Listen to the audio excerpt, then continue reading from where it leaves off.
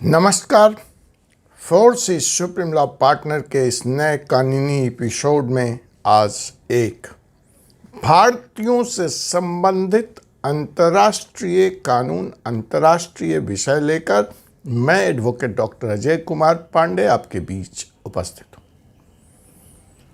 जनाब, कतार में नाविकों के साथ जो हो रहा है उससे आप भली भांति वाकिफ हैं। भारत से बाहर जाकर रोजगार के लिए, शिक्षा के लिए या परमानेंट तौर पर दूसरे देशों की नागरिकता लेने के लिए या परमानेंट रेसिडेंसी लेने के लिए होड़ लगी है। विदेश का अपना आकर्षण है। भारतीय अपनी प्रतिभा का लोहा पूरे विश्व में मना चुके हैं, इसलिए हमारे मुल्क से बाहर जाने का यह सिलसिला लगातार जारी है। सपनों की यह हसीन दुनिया कब किसी भारतीयों के लिए कतार जैसी कतार अवस्था बन जाती है, इसकी शायद आपको जानकारी या परिकल्पना भी ना हो। आपको ऐसा लगता है कि अपने देश में सब कुछ खराब है, यहाँ की न्याय प्रणाली, यहाँ की व्यवस्था, यहाँ की कोर्ट, यहाँ के वकील, यहाँ के पुलिस, यहाँ के नेता, और विदेश में सब रोजी रोजी। मुझे नहीं मालूम क्या सच है क्या झूठ है, लेकिन हम तो वकील लोग हैं, फैक्ट्स पे बात करते हैं। तो आइए आज आपको एक ऐसा ही मुकदमा, एक भारतीय गुजराती के बारे में बहुत ही दर्दनाक कहानी है, लेकर आया हूं जर्मनी से। इस मुकदमे में बने रहने के लिए आप इस चैनल को सब्सक्राइब करें, कमेंट करें, नोटिफिकेशन बटन को दबा लें। आपको यह जानकर बहुत दुख होगा, बहुत तकलीफ होगी, बहुत आश्चर्य होगा कि एक 6 माह की दूध पीती बच्ची अपने माँ बाप से जर्मन कानून के तहत सदा के लिए फिलहाल जबरदस्ती अलग कर दी गई। माँ बाप का अपराध जानकर आपके रोंगटे खड़े हो जाएंगे, आप चौंक जाएंगे, आप यकीन नहीं कर पाएंगे। जी हाँ, इस छोटी बच्ची का नाम है आर्या, जो न जाने जर्मनी के किस संस्था के कब्जे में है, किस एनजीओ के कब्जे में है, कहाँ पल रही है, कहाँ बढ़ रही है, कुछ पता नहीं उसके माँ बाप को।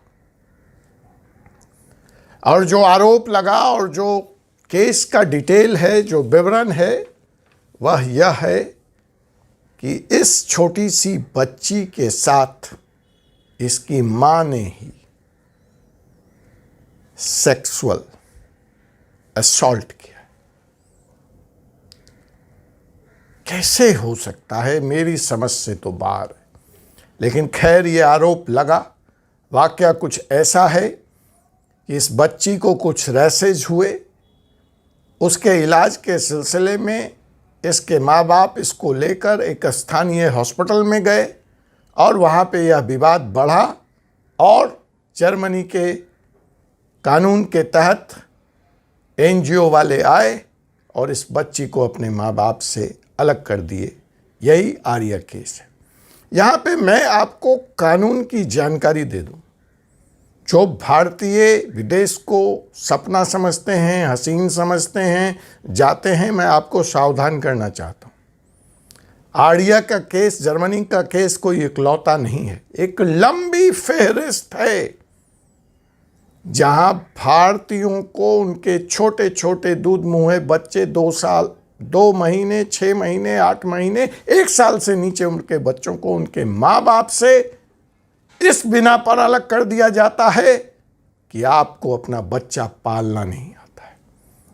कई केसों में तो यह मुक्ति सिर्फ बच्चे को अलग करके मिल जाती है, कई केसों में माँ बाप को जेल भी जाना पड़ता है और लंबी कानूनी लड़ाई लड़नी पड़ती है उन्हीं केसों के सिलसिले में ये ताज़ा मामला आड़िया केस का है, जहां इस बच्ची को उसकी मां धारा शाह से अलग कर दिया था। हमारे एक एपिसोड में धारा शाह स्वयं आई थीं। आपको वह लिंक, उस एपिसोड का लिंक मैं डिस्क्रिप्शन में दे रहा हूं। लंबा एपिसोड है, समय हो तो ज़रूर देखें, जहां वो अपनी आप बीती खुद अपने मुंह से सुना रहे। तो जनाब, इस केस में भी यही हुआ है।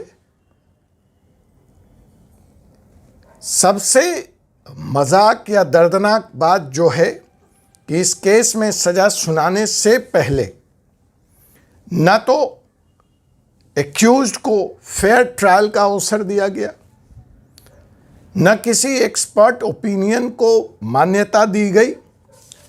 कोर्ट के द्वारा जो साइकोलॉजिस्ट अपॉइंट हुए थे, उनके रिपोर्ट की भी पूरी तरह से अवहेलना की गई और इस बच्ची को फोस्टर केयर सेंटर में रख दिया गया।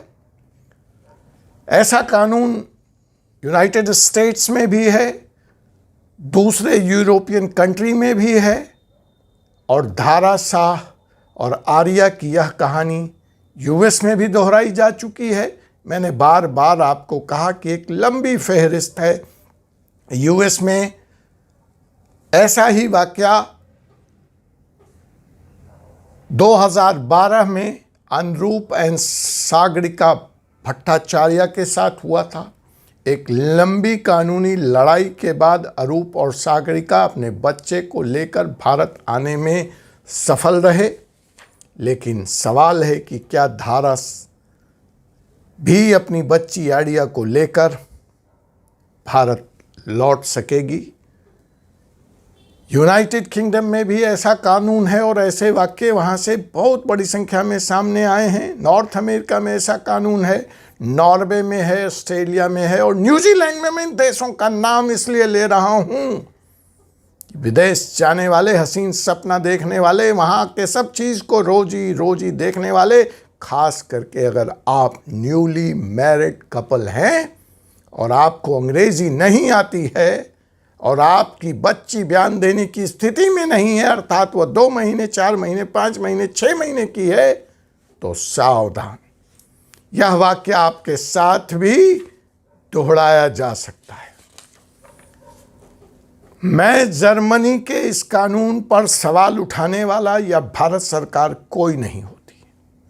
वहाँ की कानूनी प्रक्रिया है, उस कानूनी प्रक्रिया को अगर आप रहते हैं, वहाँ जाते हैं, तो आपको मानना ही पड़ेगा। लेकिन फेयर ट्रायल का सवाल तो उठता है, बनता है। इस मामले में भारत सरकार ने जर्मनी के राजदूत को बुलाकर तलब किया है, लेकिन मामला टाई फिस है। भारत के जो एम्बेसडर्स हैं, जो भारत की एम्बेसी है जर्मनी में, इस केस में उसको भी हस्तक्षेप करने की, काउंसलर एक्सेस की, जो अंतर्राष्ट्रीय कानून के तहत किसी भी देश के नागरिक का अधिकार है, इजाज़त नहीं दी गई। इसका भी जवाब हम जर्मनी की सरकार से जानना चाहेंगे। इस मसले पर एक बड़ी फिल्म रानी चटर्जी अभिनीत बन चुकी है, जिसमें बड़ी शिद्दत से इस सवाल को उठाया गया है। आपने वह फिल्म अवश्य देखी होगी, नहीं देखी तो ज़रूर देखें। आपको विदेश की सच्चाई का, विदेश के रंगीन सपनों का हकीकत पता लगेगा। उस फिल्म का नाम है मिसेस चटर्जी वर्सेस नॉर्वे। और भी ऐसे मामले जो जर्मनी में है, मिसेस शाह वर्सेस जर्मनी आपने देखा ही, जिसकी मैंने चर्चा की। मिसेस पाटिल वर्सेस ऑस्ट्रेलिया, यह केस ऑस्ट्रेलिया में चल रहा है। Mrs Yusuf versus England, England में भी यह वाकया है, वहाँ से भी यह रिपोर्ट आई है। Mrs any versus Sweden. तो लगातार भारतीयों के साथ यह सारा कुछ हो रहा है। अब इस पूरे मसले में जो मेरा कानूनी टेक है, अपार्ट फ्रॉम फेयर ट्रायल नहीं दिया, साइकोलॉजिस्ट की बात नहीं मानी, वह यह है कि माना 1 मिनट के लिए माता पिता दोषी थे, आप उनको सजा दो, उनको छोड़ो। बच्ची इंडियन पासपोर्ट होल्डर है और भारत में बच्चों को लेकर कानून काफी सशक्त है। किस अंतर्राष्ट्रीय कानून के तहत वो बच्ची जिसने अपराध नहीं किया है उसको जर्मनी रोके हुए? आर्या का पासपोर्ट भारत का है। किस कानून के तहत आर्या ने क्या अपराध किया है? किस कानून के तहत उसका पासपोर्ट जब्त है? इसका जवाब जर्मन सरकार को देना पड़ेगा। और यह 2 सवाल मैं भारत सरकार से भी पूछता हूं कि आप जर्मन के इंटरनल कानून का हवाला देकर अपनी जिम्मेवारी से कब तक बचते रहेंगे? अपराध अगर किया है, हुआ है, तो उसकी मां के द्वारा हुआ है। बच्ची का क्या कसूर है? बच्ची भारतीय नागरिक है और भारत सरकार को हर वो चेष्टा करनी चाहिए कि वो बच्ची आए, भले ही वो बच्ची यहां भी माँ बाप को न सौंपी जाए और किसी फोस्टर केयर में ही रखी जाए जब तक कि केस का फैसला नहीं हो जाता, लेकिन उसको जर्मनी में रखना किस कानून के तहत मान्य है? इसका जवाब तो भारत सरकार को देना ही पड़ेगा और ऐसे मसलों में हस्तक्षेप करना ही पड़ेगा। क्या होता है, किन परिस्थितियों में ऐसे अंतर्राष्ट्रीय अपराधों में, मानवीय अपराधों में पकड़े गए लोग भारतीय कानून के बाद भी क्या नहीं छोड़े गए? इस पे आखिर यूनाइटेड नेशन भी क्यों मौन है? आखिर अंतर्राष्ट्रीय कानून भी कोई चीज़ है, अंतर्राष्ट्रीय संवेदना भी कोई चीज़ है और अंतर्राष्ट्रीय मानव अधिकार भी कोई चीज़ है। मैंने इस केस को तफसील से उसकी मां के साथ बातचीत में कवर किया है, डिस्क्रिप्शन लिंक में है, आप जाएं, देखें। और पुनः जाते जाते मैं आपको सावधान करता हूं कि आप यह मत सोचें कि विदेशों में सब कुछ अच्छा है और भारत में सब कुछ बुरा है। विदेश जाने से पहले वहाँ के कानून को, वहाँ के कानूनी बारीकियों को अच्छी तरह से देखभाल समझ लें।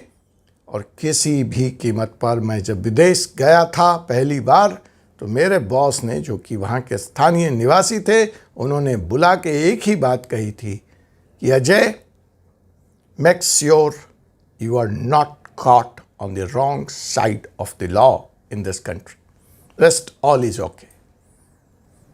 Live with respect, enjoy your life, but not get caught on the wrong side of the law. तो जब आप विदेश में हैं तो आपकी ये जिम्मेवारी बन जाती है। उसका कानून अच्छा है, बुरा है, सहमत हैं, ये बहस अलग है। आप जब वहाँ हैं, वहाँ के एयरपोर्ट पे लैंड कर गए, तो आपको वहाँ के कानून का सम्मान करना चाहिए, विशेष सावधानी लेनी चाहिए। ऐसा ही एक मुकदमा जल्द ही मैं ऑस्ट्रेलिया से भी लेकर एक भारतीय दंपत्ति के बारे में अपने अगले एपिसोड में लाऊंगा। तब तक आप चैनल को सब्सक्राइब करें, नोटिफिकेशन बटन को दबा लें और चैनल को ज्वाइन करें। कमेंट से मुझे ज़रूर बताएं इस बारे में आपके क्या विचार हैं, आपका क्या अनुभव है। तब तक मुझे एडवोकेट डॉक्टर अजय कुमार पांडे को अनुमति दीजिए। आपसे मुलाकात होगी एक ऐसे ही एपिसोड में, एक ऐसे विषय के साथ जल्द ही। जय हिंद, जय भारत।